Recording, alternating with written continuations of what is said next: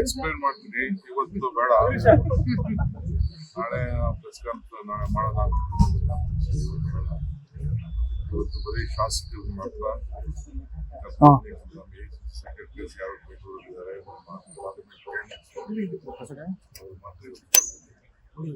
ನಾಳೆ ಆದ್ಮೇಲೆ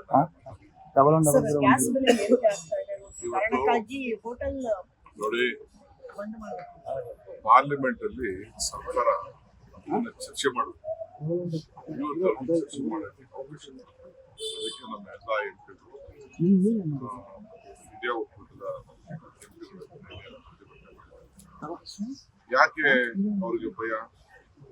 ನಿಮ್ಮ ಫಾರಿನ್ ಪಾಲಿಸಿ ಇವತ್ತಿಂದ ನಾವು ರಾಜ್ಯತೆ ನಮಗೆ ಸ್ಟಾಕ್ ಇಲ್ಲ.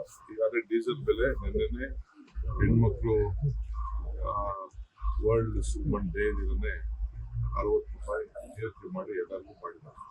ಎಂಪಿಗಳು ಯಾಕೆ ಮಾತಾಡ್ತಾರೆ? ನಾನು ಎಂಪಿಗಳು ಒಬ್ರು ಮಾತಾಡ್ತಾರೆ. ಈ ಗ್ಯಾಸ್ ಬೆಲೆದು ಗ್ಯಾಸ್ ತೊಂದರೆಯಾಗಿರೋದು ಈಗ ಎಲ್ಲ ಸ್ಟ್ರೈಕ್ ಮಾಡ್ತಾರಲ್ಲ, ಎಂಪಿಗಳ ಬಗ್ಗೆ ಮಾತಾಡ್ಲಿ.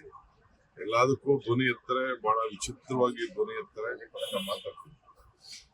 ಗೌಡ್ರು ಕೂಡ ಪಾಪ ಅವರು ಮೇಕೆದಾಟು ಎತ್ತಿ ನೋಡೋದು ಮಾತಾಡ್ತಾರೆ. ನಾನು ಪಾರ್ಟಿಯವ್ರಿಗೆ ಹೇಳ್ತೀನಿ, ಅಸೆಂಬ್ಲಿಯಲ್ಲಿ ಈ ವಿಚಾರನ ತೆಗಿದ್ವಿ, ಪಾರ್ಲಿಮೆಂಟ್ ಅಲ್ಲಿ ಮಾತಾಡ್ತೀನಿ.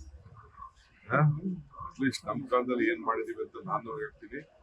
ಇವತ್ತು ಪಾಪ ಅವ್ರಿಗೆ ಎಷ್ಟು ನಾನು ಡಿಸ್ಟರ್ಬ್ ಮಾಡೋದು ಸರಿ ಇಲ್ಲ. ಈ ವಯಸ್ಸಿನಲ್ಲಿ ನಾನು ಅಟ್ಯಾಕ್ ಮಾಡ್ದಂಗೆ ಆಗ್ತದೆ. ನನಗೆ ಅಟ್ಯಾಕ್ ಮಾಡಕ್ಕೆ ಇಷ್ಟ ಆಯ್ತು. ಸೊಲ್ಯೂಷನ್ ಅವರೇ ಹೇಳ್ತೀನಿ. ಅದು ದೇವೇಗೌಡರು ಪಾಪ ಈ ವಯಸ್ಸಿನಲ್ಲಿ ನಾನು ಅವ್ರಿಗೆ ವಯಸ್ಸಲ್ಲಿ ಬೇಡ ಅಂತ ನನಗೆ ಗೊತ್ತಿಲ್ಲ.